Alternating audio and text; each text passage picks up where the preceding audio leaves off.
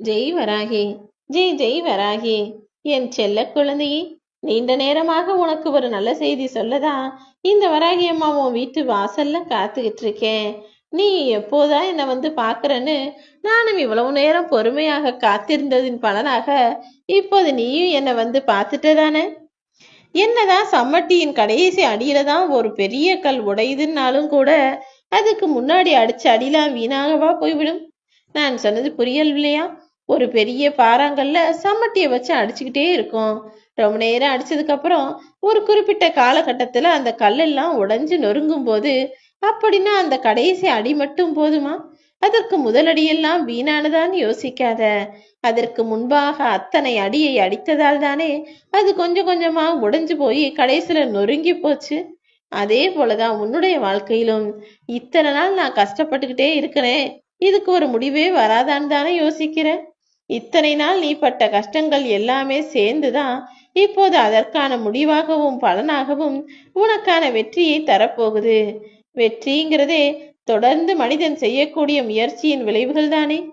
நீயும் செய்த தொடர் முயற்சியின் விளைவாக தான் உன் வாழ்க்கையில நான் வெற்றியை கொண்டு வந்து தரப்போறேன். எல்லா விஷயத்தையும் சொல்லி கொடுத்துதான் கத்துக்கணும்னு நினைக்காதே என் செல்லமே. சொல்லி கொடுத்து இந்த உலகில் யாராலும் எதையும் முழுவதுமாக கத்துக்கிற முடியாது. மற்றவங்க செய்யும் போதே அதை பார்த்து யார் கத்துக்கிறாங்களோ அவர்கள்தான் திறமை வாய்ந்தவர்கள். அவர்கள்தான் எல்லா விஷயங்களையும் சுலபமாக கத்துக்கவும் முடியும். நீயும் அதுபோல மற்றவர்கள் கஷ்டப்படும் போதே ஏன் இவங்க கஷ்டப்படுறாங்க, எதனால இவங்களுக்கு பிரச்சனை வந்ததுன்னு யோசிச்சு அந்த தவறு உன் வாழ்வில் வராம நடந்துக்கோ. சமையல் செய்வதாக இருந்தாலும் சரி, சாதனை செய்வதாக இருந்தாலும் சரி, எல்லாத்தையும் பார்த்து பார்த்து கத்துக்கணும்னு நினைக்காம மற்றவர்கள் படும்போதே அதை பார்த்து புரிஞ்சு தானாகவே திறமைய வளர்த்துக்கணும் என் செல்லமே. இல்ல, என் வாழ்க்கையில கஷ்டம் வந்த பிறகு நான் பட்டுதான் திருந்துவேன்னு இருக்காத. மற்றவர்கள் கஷ்டத்தை அனுபவிக்கும் போதே அதற்குரிய காரணத்தை கண்டுபிடிக்கும் போதே நீயும் உன்னுடைய கெட்ட குணத்தையும் உன்னிடம் இருக்கக்கூடிய தவறான பழக்கத்தையும் மாத்திக்கோ என் செல்லமே. நெருப்பே இல்லாம ஒரு மெழுகுவத்தியை ஏத்தி வைக்க முடியாது தானே.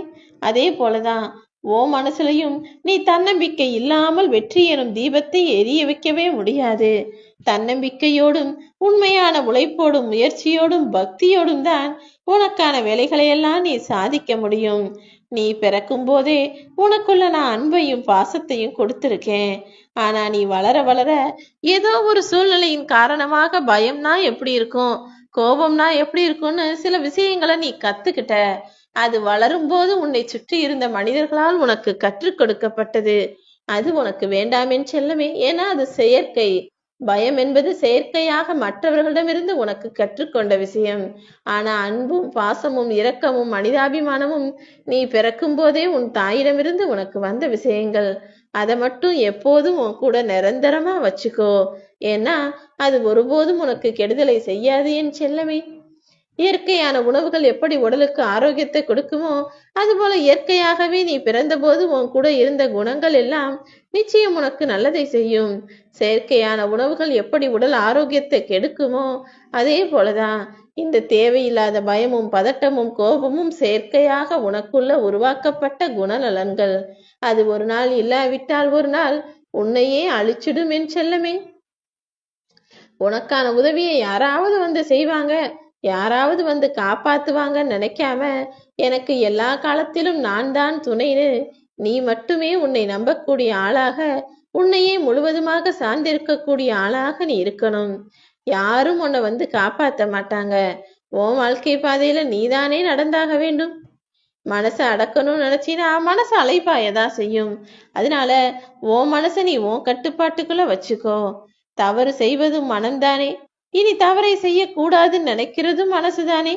ஓ மனசு உனக்கு எந்த வழியை காட்டுதுன்னு யோசி. எல்லா மனிதர்களின் மனதிலும் நல்ல எண்ணங்களும் வரும், கெட்ட எண்ணங்களும் வரும். ஆனால் கெட்டதை ஒதுக்கி வச்சுட்டு நல்ல எண்ணங்களை நீதானே உனக்குள் வாடிக்கையாக கொள்ள வேண்டும். நல்லது செய்யக்கூடிய நல்ல எண்ணங்களுடன் இருக்கக்கூடிய பிள்ளையாக நீ இருக்க வேண்டும். கிடைக்காத விஷயத்தை துரத்தி துரத்தி போறதும் கிடைச்சதை மதிக்காம இருக்கிறதும் தானே மனித வாழ்க்கையாக இருக்கு. எல்லா மனிதர்களுமே இங்கு தனக்கு கிடைக்காத விஷயத்தை மிகப்பெரிய அற்புதமா நினைக்கிறாங்க. ஆனா தனக்கு கிடைச்சத மிகவும் அற்பமாகத்தான் நினைக்கிறார்கள். இங்கு உனக்கும் நான் நிறைய விஷயங்களை அற்புதமா உன் வாழ்க்கையில கொடுத்து வச்சிருக்கேன். ஆனா அதனுடைய அருமை பெருமை தெரியாமல் நீ அலட்சியமாக நினைப்பதால் தான் உன் வாழ்க்கையும் இப்படி துன்பங்கள் நிறைஞ்சதாக இருக்குது என் செல்லமே. உன் வாழ்க்கையில நடக்கக்கூடிய விஷயங்களும் உனக்கு கிடைக்கக்கூடிய விஷயங்களும் எல்லாமே சரியானதுதான்னு நீ முதல்ல நம்பிக்கவே. வாழ்க்கையில எந்த காரியமா இருந்தாலும் அது நிரந்தரமா நிச்சயம் நல்லபடியா நடக்கும்னு தெரிகிற வரைக்கும், அது நடந்து முடிகிற வரைக்கும் அதை ரகசியமாக வைத்துக் கொள்வதுதானே புத்திசாலித்தனம். மௌனத்தில் இருக்கிற நீ ஒருபோதும் வார்த்தைகளால் காயப்படுத்திவிடக் கூடாது. எப்போதும் மௌனத்தையே உனக்கான ஆயுதமாக வச்சுக்கோ. யாராவது எதையாவது சொல்லும் போது அது உனக்கு பிடிக்கலைனாலும் சரி, அல்லது உனக்கு புரியலைனாலும் சரி, அல்லது உன்னால பதில் பேச முடியலைனாலும் சரி, பொறுமையாக மௌனமாக இருந்துவிடு என் செல்லமே. நீ ஒருத்தர் மீது கோபத்தோடு பேசும்போது கூட, இல்ல நீ அக்கறையோடு தான் கோபப்பட்ட, அன்போடு தான் கோபப்பட்டன்னு யாரால் உன்னை சரியாக புரிந்து கொள்ள முடிகிறதோ அவர்கள்தானே உனக்கு கிடைச்ச உன்னதமான உறவு. உனது துணையா இருந்தாலும் சரி, அல்லது உன் குடும்பத்துல உள்ள பிள்ளைகளாக இருந்தாலும் சரி, நீ கோபப்படுவதெல்லாம் அன்பாலும் அக்கறையாலும் தான் என்பதை அவர்களுக்கு நான் புரிய வைக்கிறேன். எப்போதுமே உன்னால ஒரு காரியம் நடக்கிற வரைக்கும் எல்லாரும் உன்னை நல்லவன்னு தான் சொல்லுவாங்க. ஆனால் எப்போது உன்னால் அவர்களுக்கு எந்த பலனும் இல்ல, உனக்கு வயசாயிடுச்சு, அல்லது நீ அந்த உதவியை செய்ய மாட்ட, அல்லது உனக்கு நல்ல எண்ணம் இல்லை, அல்லது நீ அவர்களுக்காக எந்த உதவியும் செய்ய மாட்டேன்னு அவங்க நினைக்க ஆரம்பிக்கிறாங்களோ அப்போதே நீ தேவையற்றவனாகவும் கெட்டவனாகவும் தெரிய ஆரம்பிச்சிடுவாய் என் செல்லமே. பொதுவாவே இதுதான் மனிதர்களின் குணமாக இருக்கு. தனக்கு யாரெல்லாம் தேவைப்படுறாங்களோ அவங்க கிட்ட போய் போய் பேசுவாங்க. அவங்க கிட்ட தானும் நல்லவனா காட்டிக்குவாங்க, அவங்களையும் நல்லவங்க நல்லவங்கன்னு புகழ்ந்து பாடுவாங்க. ஆனால் எப்போது அவர்களால் தனக்கு எந்த தேவையும் ஆகாது, தன்னுடைய தேவைகளை அவர்களால் நிறைவேற்ற முடியாதுன்னு தெரிய வருதோ அப்போதே சற்றும் யோசிக்காமல் தூக்கி எறிஞ்சிடுவாங்க. புத்தகங்களை விட இங்கு மனிதர்கள் தானே வாழ்க்கையை அதிகம் கத்துக் கொடுக்கறாங்க. வாழ்க்கை என்றால் என்னங்கிறதையும், மனிதர்களை எப்படி கையாள வேண்டும் என்பதையும் நீ எந்த புத்தகத்திலையும் பார்க்கவும் முடியாது. பார்த்தாலும் அது உன் வாழ்க்கைக்கு சரியாகவும் வராது. நீயே வாழக்கூடிய வாழ்க்கையில் உன்னை சுற்றி இருக்கக்கூடிய மனிதர்களே இந்த வாழ்க்கை பாடத்தை உனக்கு சுலபமா கத்து கொடுத்துருவாங்க. நீ இல்லாத போது உன்னை தேடக்கூடிய மனிதர்கள் நீ அருகிலேயே இருந்தால் உன்னை அலட்சியமாகத்தான் நினைப்பார்கள். மனிதர்களா தேவைகளுக்காக தேடி வரும் வரையிலும் நீ கொஞ்சம் ஒதுங்கியே இரு என் செல்லமே.